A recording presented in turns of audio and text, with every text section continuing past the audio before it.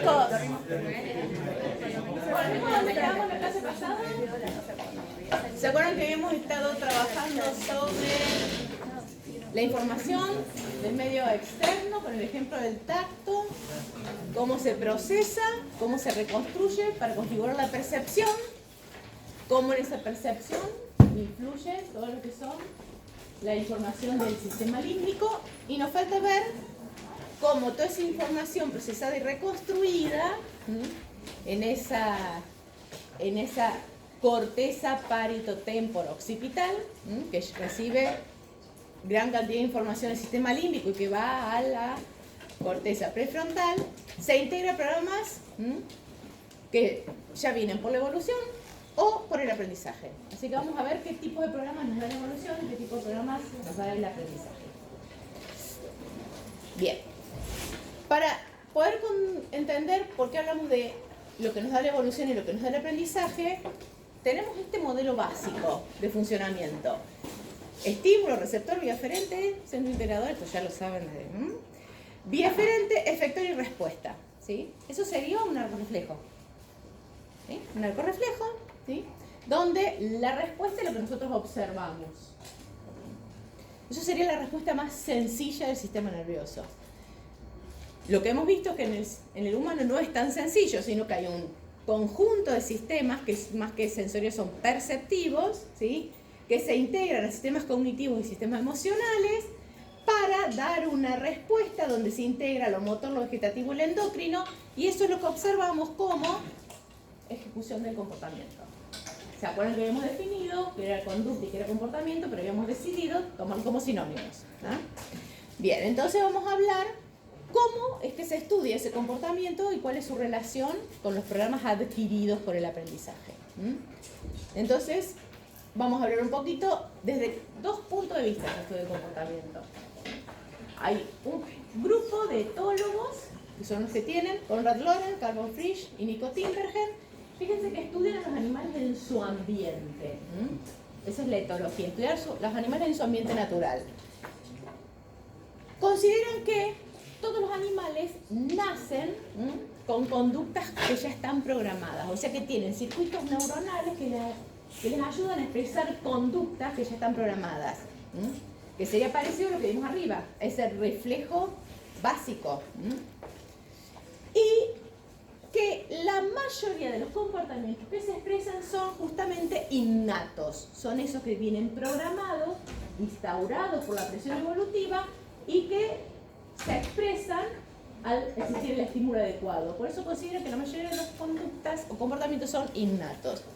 Se opone a la otra escuela, que se llama psicología experimental, donde están Watson, Pavlov, Skinny, Tordinka, que ya vamos a ver qué hicieron cada uno, que son dos escuelas que estudian lo mismo, que es el comportamiento, pero de dos paradigmas distintos. El otro que estudia dice, todos nacemos con una tabula rasa, o sea, sin nada adentro.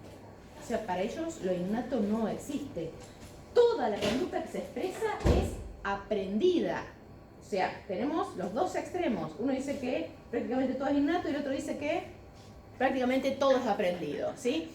Lo que estudian, lo que sí se diferencian es el cómo. Uno estudia el ambiente natural y otro estudia el animal en el laboratorio, ¿sí? A nosotros también nos estudian los etólogos y nos estudia la psicología experimental.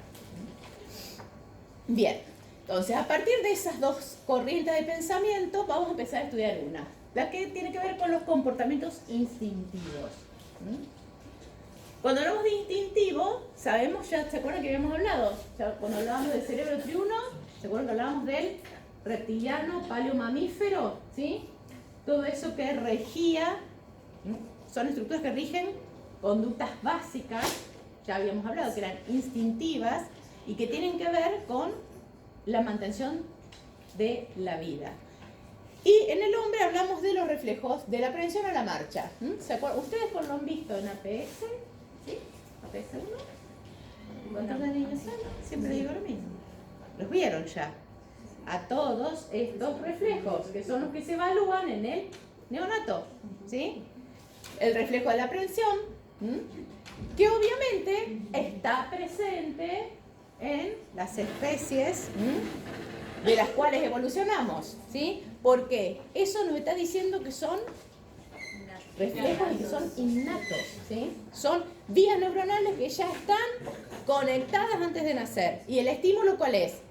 El acercamiento de un elemento a la mano hace que se desencadene el reflejo. Reflejo de succión, ¿sí?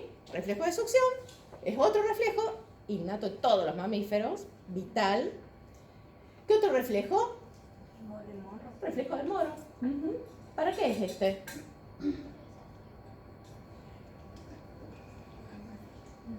¿Para qué servirá? ¿Cuál será el principio evolutivo? Igual que el de prevención. Pero dime, en el neonato.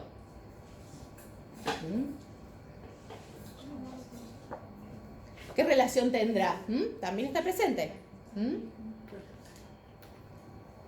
Este es el reflejo de la marcha. O sea que les queda claro. La marcha tiene una base refleja de integración medular, ¿sí? El neonato, nosotros evaluamos el reflejo de la marcha. O sea que ya no pueden dudar que la marcha, ¿sí?, tiene que ver con un conjunto de reflejos innatos. Entonces, ¿y para qué no aparece? ¿Para qué evalúan todo eso? El desarrollo neurológico tuvimos un bien. O sea que a través de esos reflejos de la presencia, ven si el desarrollo de ese neonato neurológico, o sea que están observando si las cadenas neuronales que hacen que esos reflejos se desencadenen están presentes o no, o están alteradas. ¿Qué tienen en común todos estos reflejos? Obviamente innatos, dijimos, heredables, heredables a lo largo de la evolución, estereotipados. ¿Qué quiere decir estereotipados? Que cuando se presenta el estímulo siempre se desarrollan de la misma manera. Patrones filogenéticamente antiguos, por eso están presentes en otras especies previas a la nuestra, responden a necesidades básicas y comienzan a desarrollarse en el feto. Algunos de esos reflejos se observan ya en el feto. Programa motor, o sea que ya ese reflejo, ese arco reflejo lo podemos considerar un programa motor porque ejecuta una respuesta, que es la que observamos. Pero en este caso ese programa motor responde a un patrón fijo de conducta. ¿Qué quiere decir? Por eso es estereotipado. Cuando se da el estímulo, se da esa respuesta a través de ese arco reflejo. Pues es un patrón fijo de conducta. Las neuronas ya están preestablecidas por dónde va a recorrer la información. Siempre se va a dar la misma respuesta. Entonces tenemos lo relacionado con la alimentación y protección, la ataxia de la búsqueda del pezón, porque decimos el reflejo de succión. La ataxia, ¿qué sería? Que también es un reflejo. ¿Qué sería una ataxia? ¿Qué es el quimiotaxismo?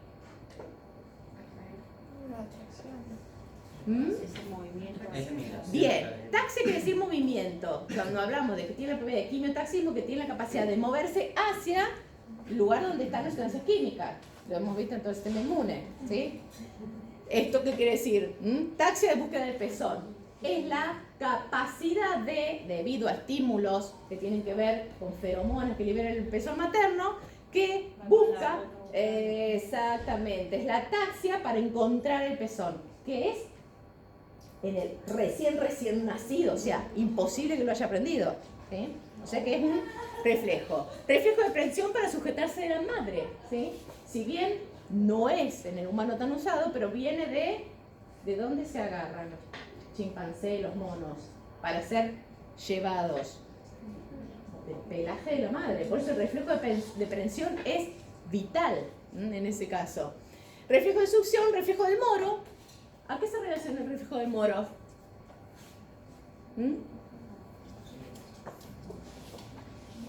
¿Cómo es? ¿Cómo lo evalúan? Le voy a poner como Anita, el teórico de ella. Ahora me pregunto si se preguntan. ¿Qué es la, pero si lo estuvieron estudiando ahora y no se lo preguntaron. ¿Qué sirve esto? O sea, ¿no? Bien, ya vamos a verlo para qué sirve. Otros relacionados con la postura y la marcha. Reflejo tónico del cuello. Ya con todo eso que se evalúa, enderezamiento de la cabeza, el reflejo de la marcha y lo que vimos en la clase pasada, todos aquellos relacionados con la expresión de las emociones. Todo ese conjunto de vías neuronales ya vienen pautadas, ya vienen conectadas esas neuronas. Cuando se da el estímulo, se expresa esa conducta. Por eso hablamos de comportamientos instintivos. Obviamente que van esos comportamientos desde reflejos simples, o sea, el arco reflejo ese sencillito con lo que vimos recién, o algunos de la marcha, ya son patrones, que hay conjuntos de neuronas generadoras, porque se dan como movimientos automáticos, ¿sí? La diferencia es, cuando hablamos de complejos automáticos, de movimientos, de conductas que ya son automáticas y más complejas, por ejemplo, la conducta maternal, ¿sí? La conducta que ustedes ven a veces en los perros, en los gatos, en cualquier mamífero, ¿de qué? De acomodar, ¿sí?, las crías de cierta forma. Eso es un acto instintivo, ¿sí?, pero no es un acto reflejo simple, sino ya es una conducta, pero sigue siendo un patrón fijo de conducta. Lo más fácil es observar la construcción de un hornero, el nido del hornero, también es un patrón fijo de conducta, ¿sí? Son todos que dependiendo del estímulo, que ahí se combinan estímulos externos, como puede ser el fotoperíodo, ¿sí?, estímulos internos, hormonas, que desencadenan internamente ese patrón fijo de conducta, que es una conducta automática, mucho más compleja que un acto reflejo sencillo. Por eso hablamos de los reflejos como las vías seleccionadas y automatismos, secuencias de innatas de movimientos coordinados y rítmicos. ¿Qué quiere decir? Sería como una secuencia de actos reflejos que se van coordinando para dar una secuencia de movimientos. Conductas innatas, más allá de un reflejo. Entonces, ¿cómo se desencadenan? Dijimos estímulo particular, no cualquier estímulo desencadena cualquier conducta, solo responden a estímulo concreto, por eso se llama estímulo desencadenante o estímulo clave. Porque si no estaríamos reaccionando, dando respuestas a gran variedad de estímulos, ¿sí? Pero la selección natural es la que ya ha prefijado la relación estímulo-respuesta. Por eso decimos que es innato. Uy, perdón, me quedó esa sin ubicar adecuadamente. Esos conjuntos neuronales de los patrones reflejos más complejos, fíjense que se llaman generadores de patrones centrales. Son conjuntos de neuronas que están en la médula que ayudan a coordinar varios de esos actos reflejos, y fíjense que esas respuestas motoras pueden estar vinculadas a las emociones y por ende en la expresión de las emociones a través de las conductas. Después se lo voy a arreglar. Bueno, acá está. Entonces, justamente esa vinculación con las emociones y la expresión de las conductas era lo que les quería mostrar recién. Si ustedes observan todas estas imágenes, ¿sí?, van a ver cosas que tienen en común. Siempre les paso las mismas, las voy a tener que cambiar. Ustedes me van a decir qué es lo que tienen en común. Ah, pero me quedan. Ya vieron todo el teórico, chicos, ya terminaron. Me quedan trabadas las teclas. Ah, vamos a volver para atrás. Miren todo lo que tienen que ver hoy. Estás poniendo preso.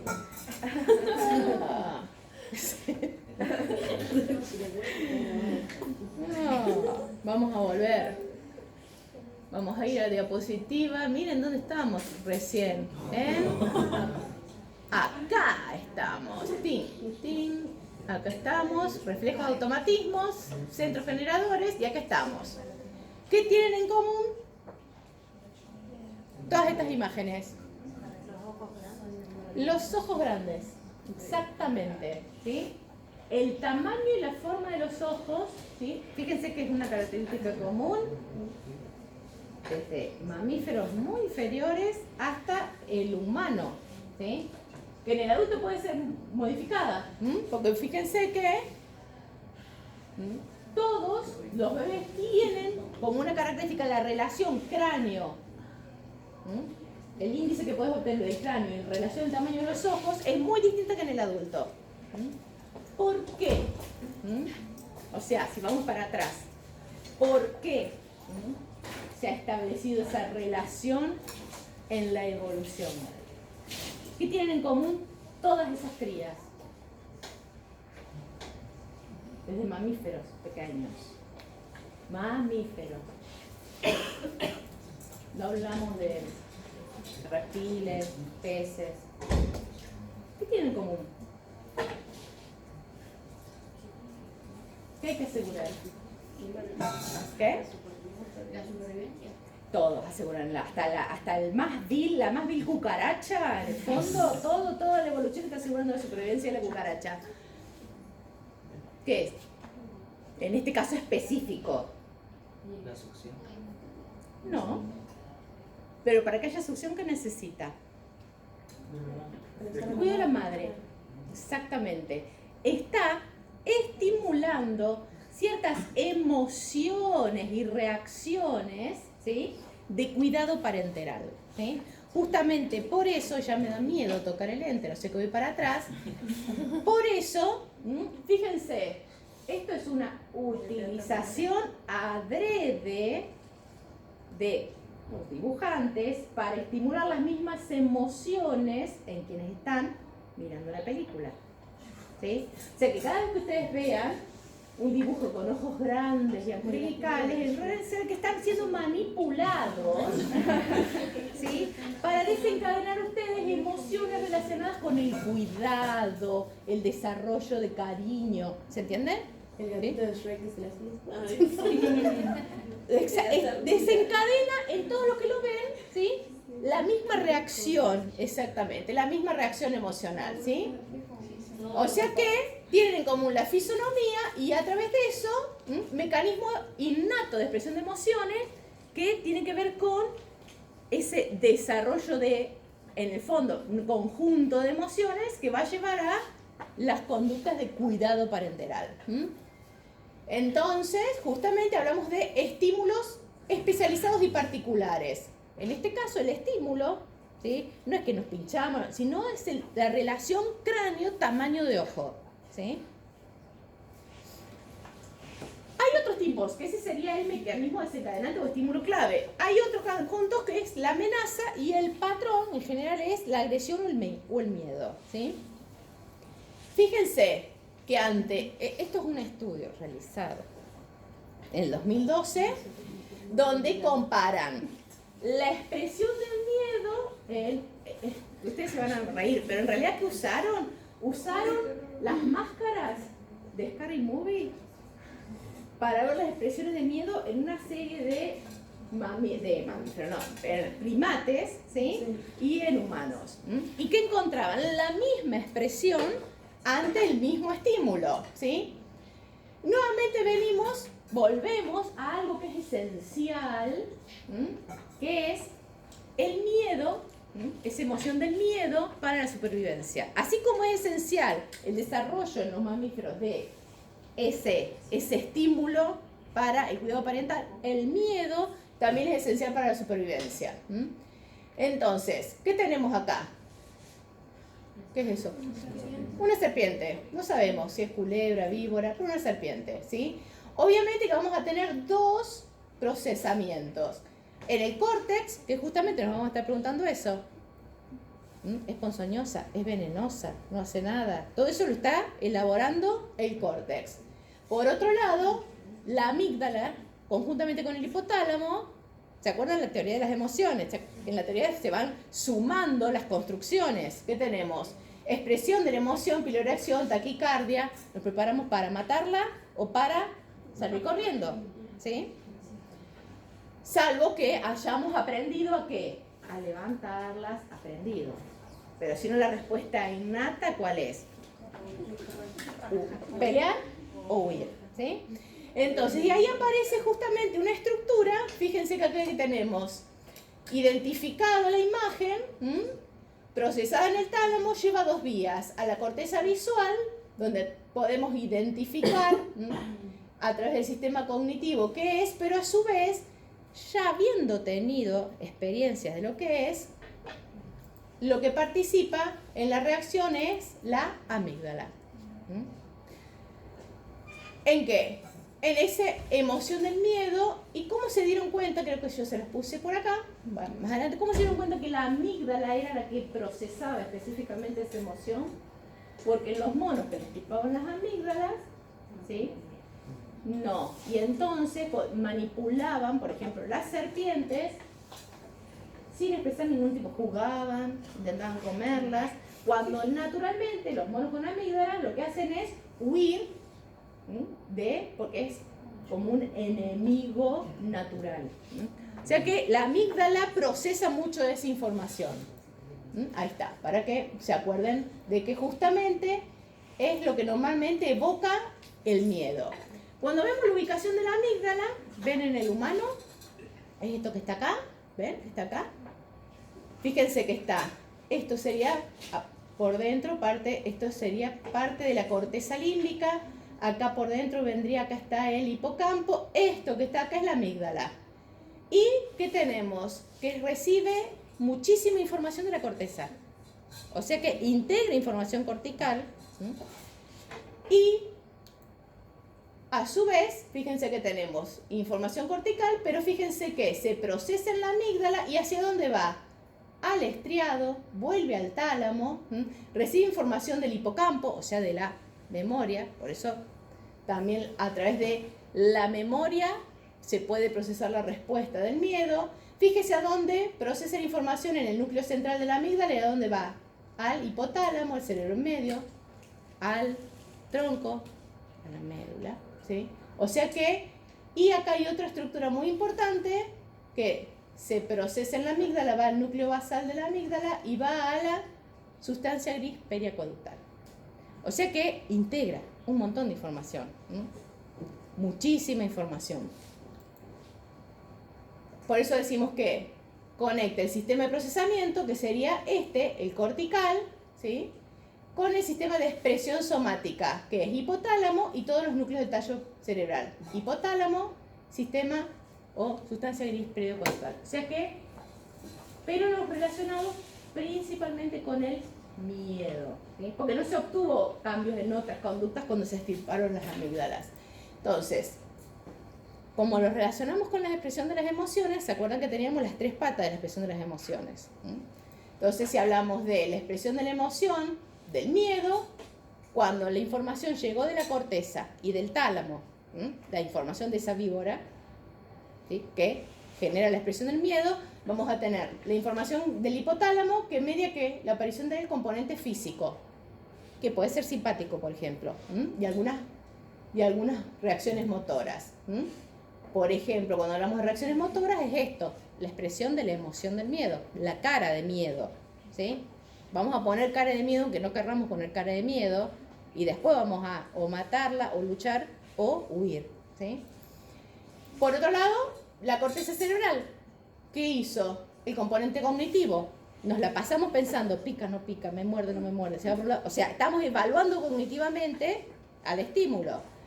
Y, por otro lado, a través del hipotálamo, la información va a la sustancia gris periacueductal, que es parte de la otra, del otro trípode, que es la conducta. Luchamos o huimos, ¿sí? O sea que ahí tenemos los tres ejemplificados a través del miedo. Ahora, esta respuesta que se integra, ¿sí?, a través de la sustancia gris periacueductal, porque está hipotálamo y sustancia gris, no quiere decir que vaya al hipotálamo después de la sustancia gris. Va al hipotálamo por un lado y a la sustancia gris por el otro. Entonces, vamos a ver cómo es la relación. Teníamos el estímulo. Dijimos que había dos posibles respuestas. No, perdón, me estoy adelantando. La respuesta que vimos es la lucha o huida, confrontar. Pero hay otra posible respuesta a esa emoción, que es desmayarse. ¿Sí?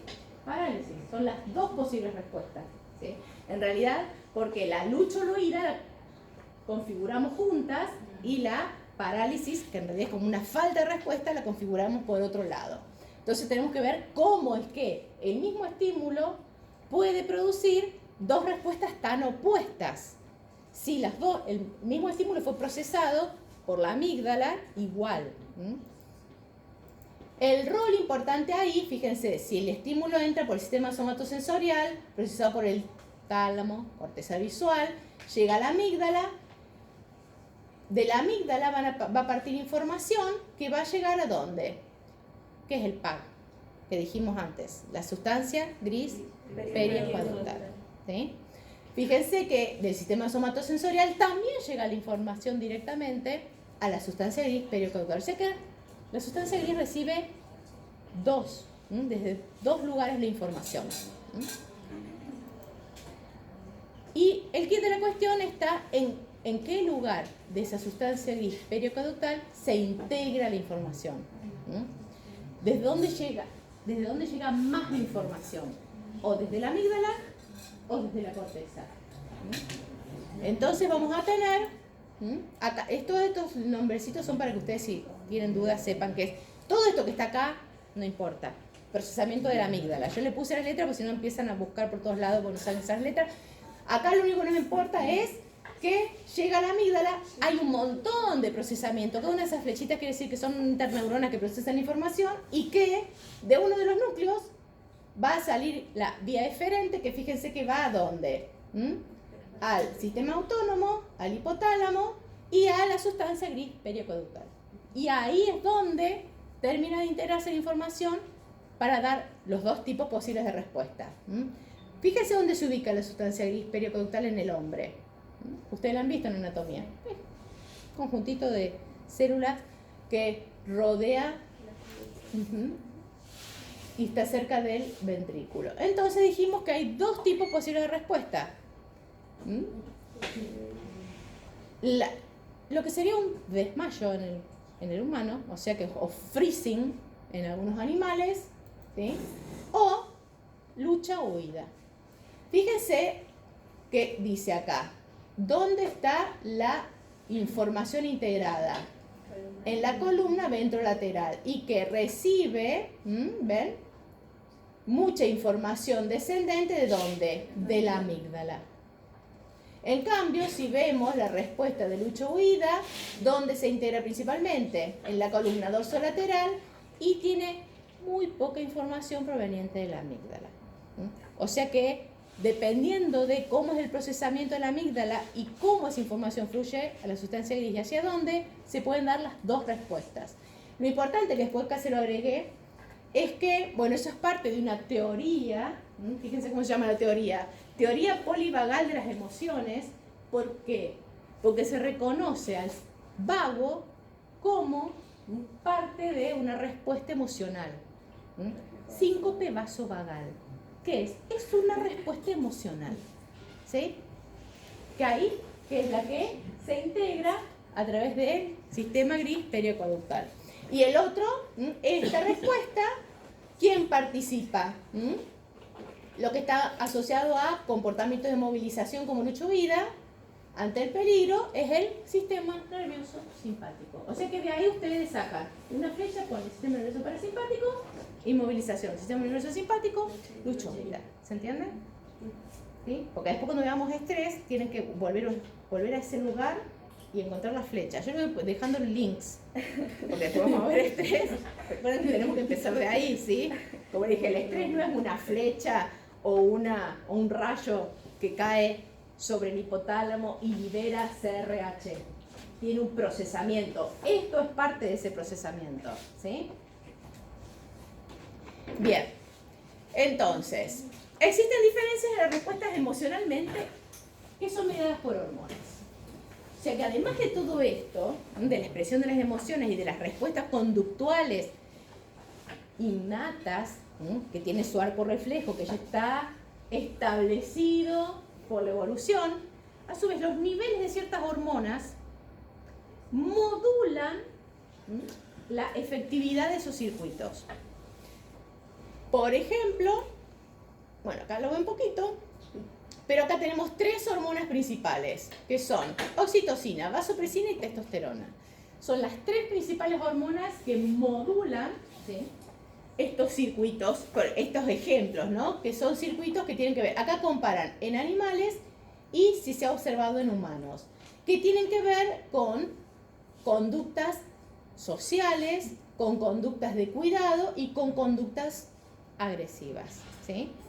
O sea que sabemos que hay hormonas, niveles de las hormonas modifican la expresión de esas conductas.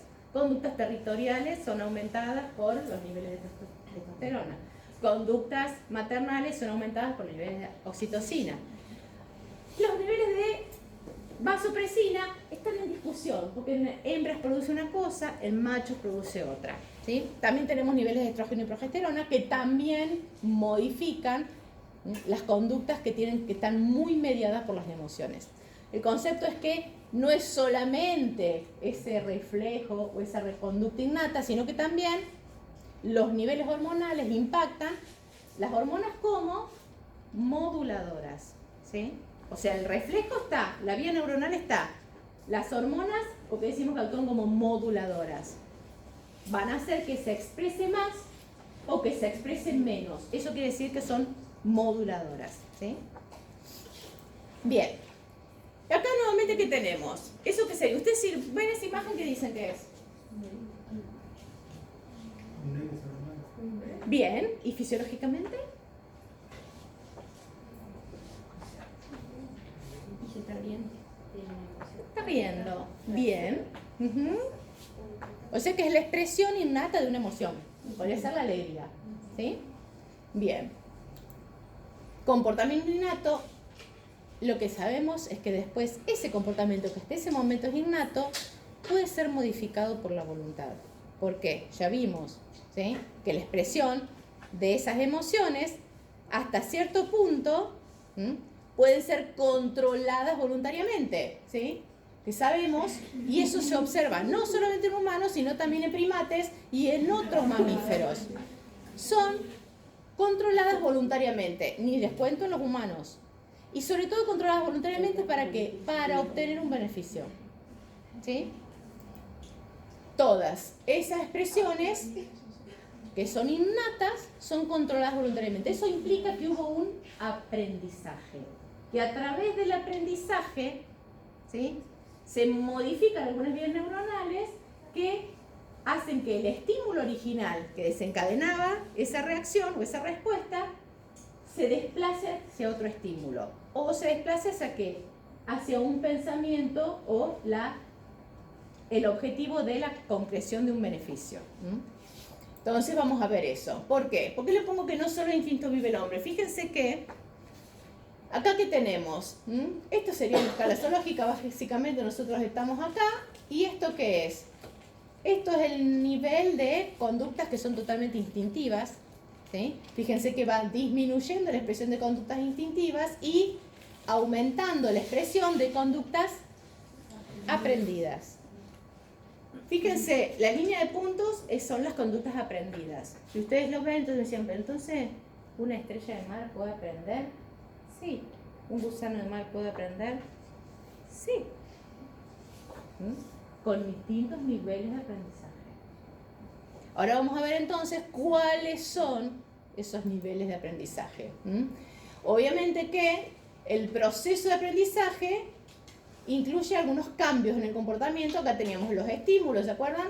Las reacciones fisiológicas serían esas respuestas reflejas totalmente innatas que se devienen en conductas que son las observables, pero que a través del sistema cognitivo pueden modificarse, como esto de la sonrisa, que decidimos sonreír para obtener un beneficio. Bueno, no todas las conductas aprendidas son tan complejas. Hay conductas aprendidas que son mucho menos complejas que esas.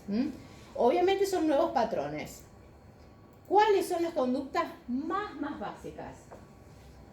Que son aprendizajes no asociativos, habituación y sensibilización.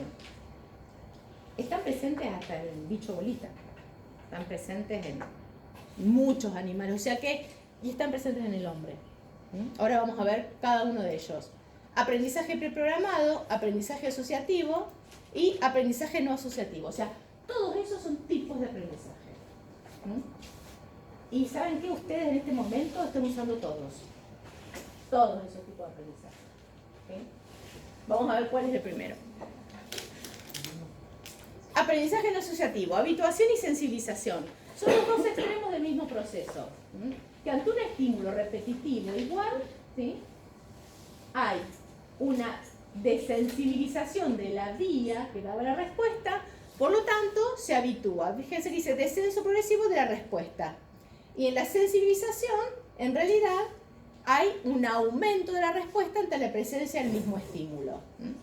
O sea que cuando hablamos de sistemas de habituación y de sensibilización, en realidad serían que las vías reflejas, ¿sí?, que daban respuesta a ese estímulo, comienzan a liberar menos neurotransmisor ante el mismo estímulo, sería de habituación, o tienen circuitos reverberantes que lo aumentan por retroalimentación positiva, lo cual aumenta la respuesta. Ejemplo, ¿eso qué sería en un neonato, en un niño de 2-3 meses? ¿Qué les representa a ustedes? ¿Quiénes son padres acá? Poquitos, nadie. ¿Nadie tiene experiencia? ¿Cuidado niños? ¿Sobrinos? ¿Nadie ha tenido esa experiencia? De que la primera vez el bebé ante ese estímulo, ¿sí?, lo sigue con los ojos, intenta agarrarlo. A la 15ª vez, ¿qué le pasa? ¿No le da más bola? Básicamente es a través de este tipo de conductas aprendidas. Se habitúa al estímulo, por eso tenemos que mostrarle otra cosa, con otro sonido, con otros colores, con otras formas. Porque justamente lo que tratamos de evitar es la habituación, ¿sí? Porque nos habituamos a esos estímulos, ¿sí? El aprendizaje preprogramado. Fíjense que hay otra cosa que ustedes creo que vieron en APS. Fíjense que dice impronta y teoría del apego. ¿Qué es la teoría del apego?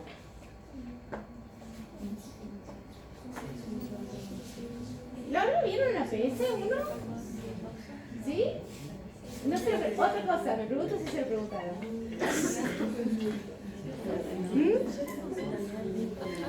No, vimos la evaluación del vínculo. Era que traía el nene, si cuando lloraba se lo podían calmar, cómo reaccionaba cuando el padre se acordaba. Bien, y entonces, ¿y en qué contexto? ¿Había teorías que defendían la teoría, o sea, escuelas que defendían la teoría del apego? No, eso no lo vimos. No había... No, simplemente ¿Y qué decían? ¿Qué? Bueno. Yo no sé cómo se evalúa. Fundamento. ¿Cócmo? Se desarrollaba un vínculo entre la persona que cuidaba al nene y el otro que aseguraba que ese recién nacido tuviera los cuidados necesarios. Bueno, eso no es teoría del apego. Hay que leer. ¿Por qué? Fundamento. Tienen que ir a los fundamentos. Si dice teoría del apego, ponen en internet. Teoría del apego. ¿Quién les va a aparecer? Impronta. Les va a aparecer Konrad Lorenz, premio Nobel. O sea, alguien que sabe mucho de eso, porque fue el que lo descubrió a la impronta. ¿Sí? ¿Cómo descubrió la impronta Konrad Lorenz? Porque él tenía que defender la escuela de que todos los comportamientos, ¿se acuerdan? Son innatos, ¿sí? Que había una serie de circuitos que se activaban ante la presencia del estímulo, y seleccionó, hay películas hechas sobre esto, pero seleccionó una serie de huevos de ganso donde él fue la figura que estaba al frente en el momento de la eclosión del huevo. ¿Qué le pasaba a esas aves? Que hay muchas de las aves que son miríforos, no sé qué busquen, ¿no? Reconocen a la imagen que está al frente cuando eclosionan como la imagen parenteral.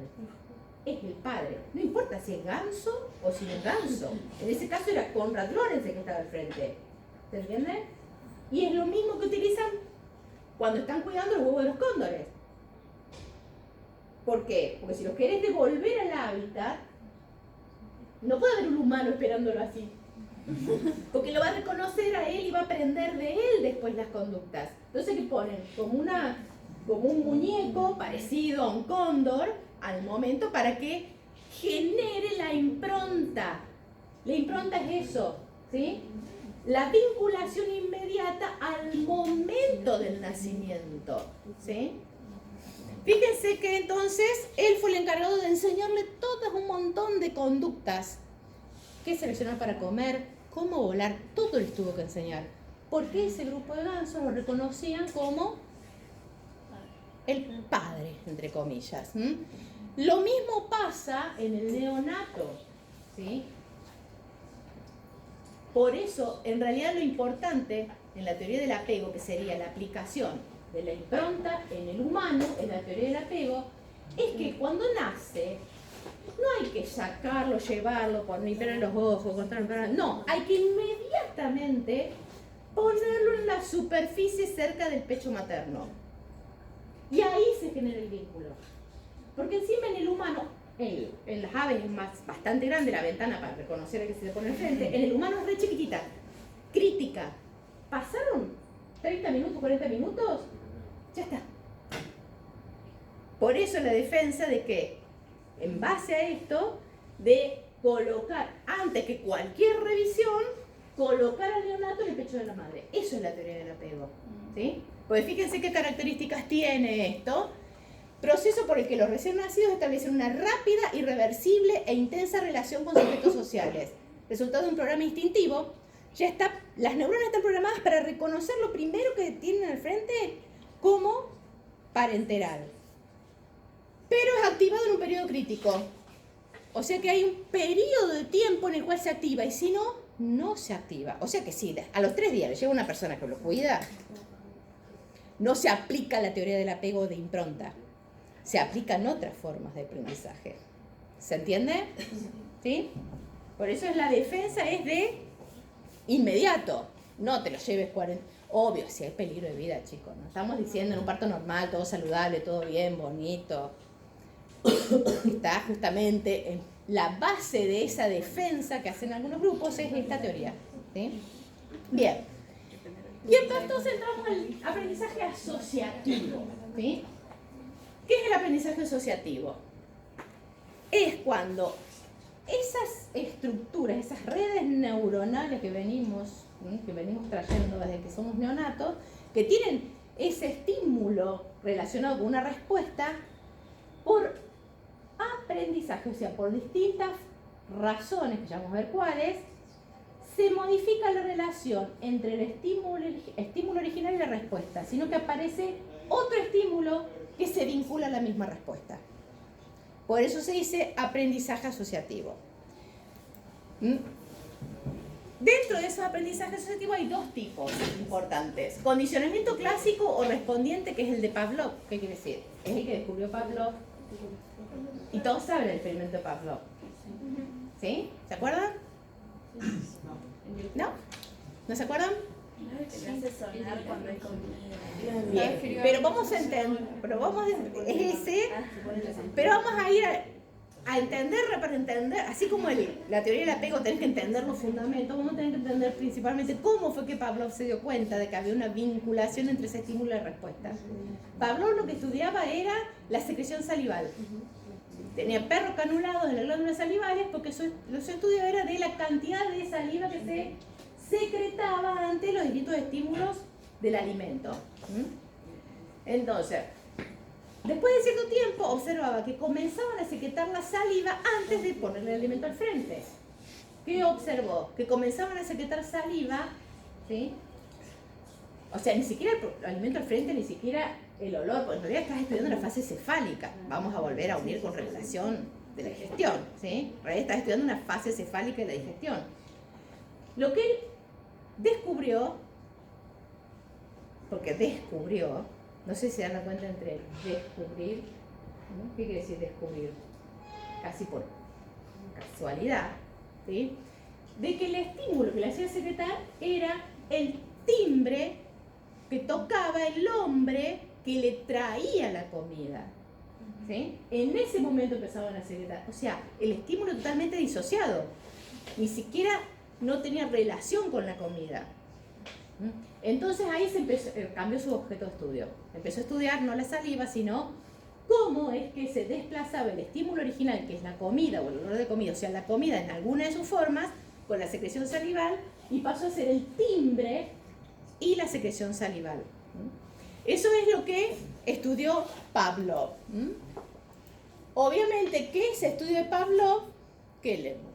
mereció el premio Nobel. Bien.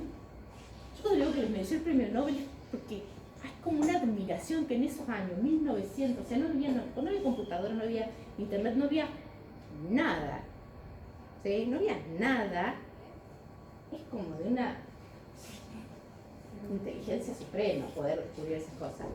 Bien, entonces, a partir de eso, él estipuló que se realizaba una nueva conexión entre el estímulo y la respuesta. Entre el estímulo nuevo utilizaba la misma vía neuronal para generar la respuesta.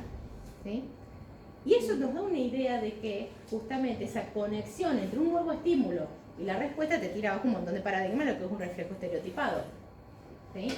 Pero por otro lado, nos permite pensar que por suerte podemos hacer esas nuevas conexiones neuronales, pues si no, tendríamos una cabeza así, un cuerpo enorme, porque si para cada estímulo, ¿sí?, tenemos que tener una vía neuronal específica para dar una respuesta, porque no podemos hacer nuevas conexiones, seríamos unas cosas enormes, ¿sí?, lentas, con gran gasto de ATP, ¿sí?, poco adaptada a la flexibilidad del ambiente, ¿sí? Entonces lo que permite esto es adaptabilidad a nuevos ambientes. Obviamente que eso que hizo Pavlov quisieron replicarlo ¿en dónde? En el hombre. Y ahí aparecieron los experimentos de Watson, que ustedes si ponen Watson experimentos pueden ver los videos. ¿Sí? ¿Qué hizo Watson? Leyó el trabajo de Pavlov y dijo, bueno, esto posiblemente se debe producir en el hombre también. ¿Pero qué seleccionó? Fíjense que tenemos la madre, bebés, ¿y qué hizo con ese bebé? Primero lo puso en contacto con una rata. Eso que ven ahí, blanco que tiene encima el bebé, o ahí al costadito, abajo, es una rata blanca de laboratorio. No le tenía miedo, no le tenía nada. Jugaba con la rata. ¿Qué generó después? Que en el momento en que entraba la rata, que tomaba contacto visual con la rata, le hacía un sonido sumamente estridente y doloroso para el sistema auditivo de un bebé. Entonces el niño empezó a conectar no solo rata, sino rata-sonido. Después volvió y entonces lloraba en contacto con la rata y con ese sonido. Después volvió a dejar la rata sola. ¿Y el niño qué pasó? Lloraba.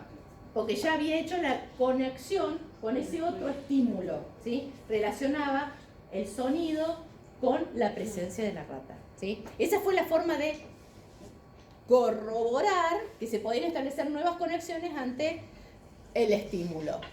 Sería la humanización del reflejo de Pavlov. ¿tá? Ahora, dentro del condicionamiento clásico aparece otro hombre, Tordinke. ¿Qué hace? Dice que en realidad los humanos no son autómatas que andan buscando, andan esperando estímulos para dar respuestas, sino que se generan dentro de su cerebro conductas apetitivas. ¿Sí? Que es lo que vamos a ver en la clase que viene, con lo que conocemos como después motivación. ¿Sí?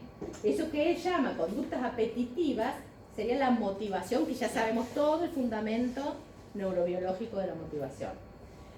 Y que eso es lo que lleva a consumar distintas conductas. Y que algunas de ellas, por efecto, fíjense que dice casual, ¿sí? Generan un beneficio o generan un placer. Eso sería básicamente que de casualidad, ¿sí? Conseguiste abrir el papelito de caramelo y conseguiste un beneficio que es el caramelo. Constantemente, ¿sí? Los niños están haciendo eso.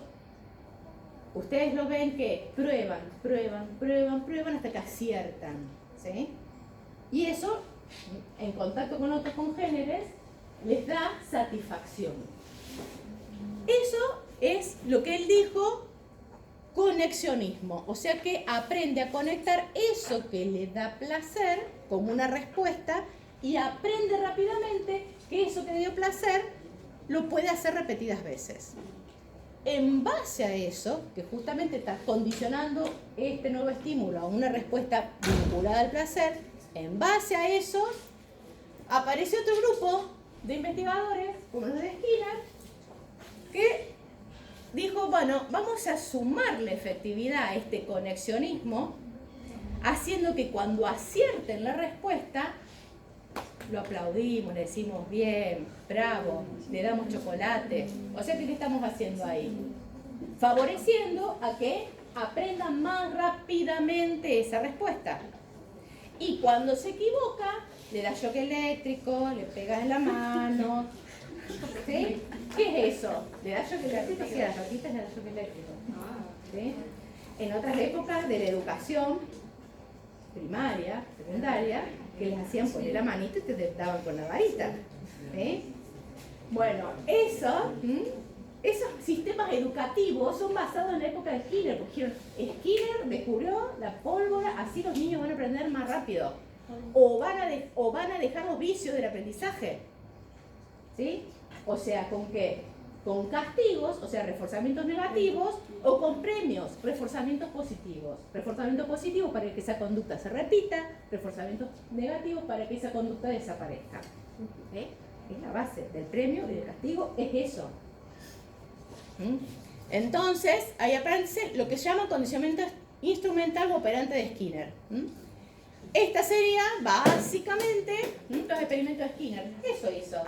Metió una ratita en un laboratorio donde en un lugar tenía comida, en el otro una cosa eléctrica, cuando quitaba una palanquita le daba shock eléctrico, cuando quitaba otra palanquita le daba la comida. O sea, después de una serie de eventos, aprendió rápidamente a apretar la palanquita que le daba la comida. ¿Sí? Reforzamiento positivo. Bien, eso, como les digo yo, fue la base de que justamente, ya sea el premio o el castigo, incrementaba la probabilidad de que la respuesta se produzca más rápido y mejor o desaparezca cuando es negativo. ¿Sí? Y eso es lo que el ejemplo de que en la década del 30, del 40, era la base. Todo se aprendía por una cuestión de condicionamiento y lo seguimos haciendo. Todos hemos tenido, y es más, cuando nosotros decimos bien, vas bien, es reforzamiento positivo, es Skinner básico. Le estamos diciendo mantener ese circuito neuronal que vas bien por ahí. ¿Sí? Básicamente es eso. ¿Sí? ¿Se entiende entonces la diferencia? Acá el reforzamiento positivo y negativo es el que deja instalado ese circuito. En estos dos circuitos neuronales que utilizan el mismo circuito que los reflejos, pero se basan en que otro estímulo utilice ese circuito. En el momento que el estímulo empieza a dejar de desaparecer, o el reforzamiento positivo y negativo comienza a dejar de desaparecer, desaparece la conexión. ¿Se entiende? O sea, desaparece el aprendizaje. ¿Está? O sea que es un aprendizaje, ¿sí?, que es sostenido por la aparición de ese estímulo. Bien, por eso es asociativo. Y llegamos al aprendizaje no asociativo. O sea que tenemos acá nuevas redes neuronales. Se basa en el aprendizaje observacional, que es por imitación o aprendizaje social. Típicos ejemplos, cuando empezó a estudiar, se observaban todas aquellas conductas que los niños aprendían directamente de sus padres. Puede ser desde la postura hasta, no siempre, conductas muy educadas. Todo lo aprendemos de nuestros padres, consciente o inconscientemente. Nuestros padres o los que nos cuidan, o fíjense que habla de aprendizaje social. ¿Sí? Ya hablamos del individuo dentro de un contexto social. Por imitación, que obviamente no somos los únicos capaces del aprendizaje no asociativo por imitación. También los grupos de primates superiores enseñan a las crías, los más ancianos enseñan a las crías cómo, por ejemplo, sacar hormigas del hormiguero, enseñándoles a seleccionar cuál palito, el largo de palo, cómo seleccionar palos derechos, o sea, por imitación aprenden. Bien, y el otro aprendizaje que nos queda ver es el cognitivo. ¿Qué quiere decir? ¿Cuál es la diferencia entre el que es por imitación y el cognitivo? En el cognitivo se alcanza una solución sin ensayos previos. ¿Sí?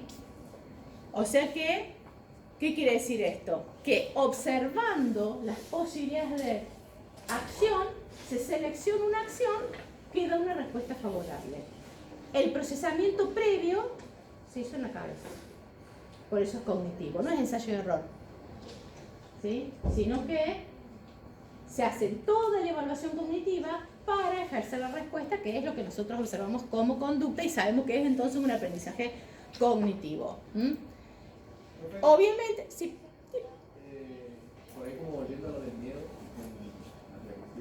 ¿no tiene también algo de aprendizaje observacional? Netamente ignorante. Sí, por eso viste que hay una neurona hay un conjunto de neuronas que van a la corteza, ¿sí? Y entonces por eso decía que las emociones tienen 3 patas, ¿sí? Lo que es netamente relacionado al sistema nervioso autónomo, lo que es conductual y lo que es cognitivo, ¿sí? Y en realidad entre ellas nosotros hacemos 3 flechas separadas, pero en realidad hay circuitos que se llaman frontoamigdalinos, que son circuitos que van y vienen de la corteza a la amígdala, que es lo que lleva esa información. Por eso yo les decía, ante esa serpiente, nosotros posiblemente reaccionemos, ¿sí?, con lucha, huida o parálisis. El que ya sabe, porque aprendió, si es una yarará o si es una falsa yarará, o si sabe cuál es la forma de manipularla, va a reaccionar totalmente distinto, porque me dio el aprendizaje. Esa parte cognitiva envía la señal a la amígdala para modificar la conducta que se expresa. ¿Sí? O sea, todos nacemos siendo miedosos, pero a través de los... Aprendemos a manejar nuestros miedos. Exactamente. O no. Todo depende de todo el resto del contexto social. Entonces, ¿cómo empezaron a darse cuenta de que ese aprendizaje cognitivo podía darse también en primates no humanos? Pusieron a varios chimpancés a estudiar cuál era su conducta, les ponían la comida elevada, sobreelevada. Está filmado eso también, si no busquen Sultán y las experiencias con Sultán, porque ese mundo se llama Sultán. Y ¿qué empezaban a ver? Que estaban todos así, sentados, mirando la comida. Nadie se las daba, ni se las tiraba, ni estaban a la altura del suelo. No tenían cómo subir, porque la conducta natural, ¿cuál es? Subir, ¿sí?, y obtenerla, pero que estaba colgada sin nivel. Y hubo uno de ellos que lo que hizo fue que poner los cajones que tenían en su campo visual, uno arriba de otro, engarzó 2 palitos ¡tuc!, y lo bajó. ¿Sí? Es sin que nadie nunca lo hubiera hecho frente a él, o sea, no había imitación, había la resolución de un problema con cosas que tenía en su campo visual. Y eso se consideró entonces aprendizaje cognitivo, como resolución de un problema, ¿sí?, con lo que uno tiene dentro de su campo visual. Por eso hablamos de que se observaron procesos mentales subjetivos. ¿Sí? ¿Se entiende el concepto entonces de la diferencia entre imitación y cognitivo? Obviamente que todo esto, cuando hablamos de aprendizaje asociativo, que ya salimos de las conductas instintivas, que eran patrones fijos de conducta, hablamos de, fíjense, patrones variables de conducta a través del aprendizaje.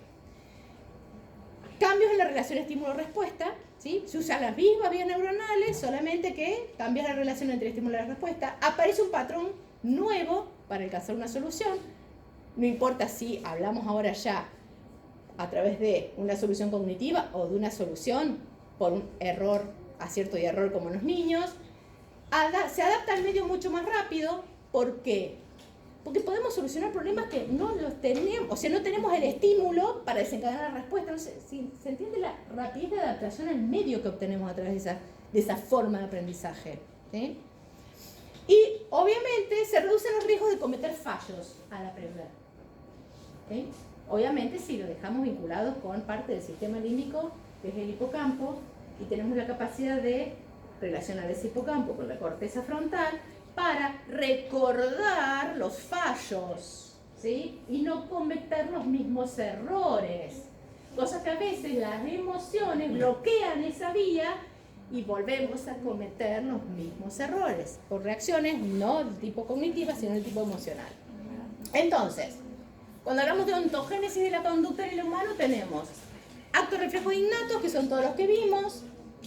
En la primera infancia, algunas que son aprendidas por las leyes del condicionamiento, clásico y condicionante, y obviamente a medida que avanzamos en edad, se aparecen conductas más complejas.